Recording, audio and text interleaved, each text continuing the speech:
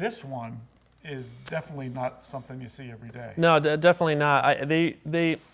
This is called the Rickenbacker 331 Lightshow model, and the interesting thing about this guitar is it was introduced in 1970, and it lasted until 75, which is really unfortunate for Rickenbacker's timing, because I think if they would have started making this in 66, Right. they would have sold a lot of them. But the reason you don't see this guitar very often is because they started them in 70 when I think the psychedelic trend was almost done at that point, you know? So that's why you never see these guitars. And I might as well just show you right off the bat. Obviously, you know what it does. It gets oops, a little out of tune there, but you get the idea. You get the light show effect, and it is sensitive to how hard you hit the strings. So if you hit it very lightly, you might just get the little yellow light down here. But if you hit it harder, you get all the lights going on. What's inside here is basically essentially Christmas light bulbs.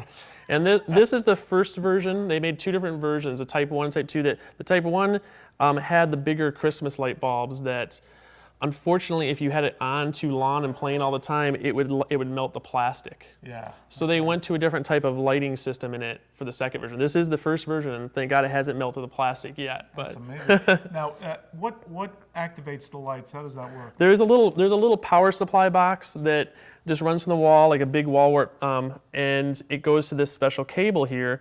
It's like a multi-pin cable, which its only purpose is to power this guitar's lighting system. Oh, so this is not battery powered at all. You have to.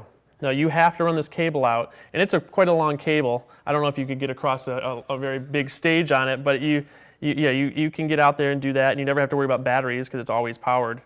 And then you have, of course, the Rico Sound stereo outputs on it as well. So you imagine that 3 cables coming out of this guitar. Oh my possibly. God! You know, this was available on a 6 and 12 string model as 6, 12, and a bass. Wow, a bass. A bass, which is the rarest, I think, of all of them. I'm pretty sure about that.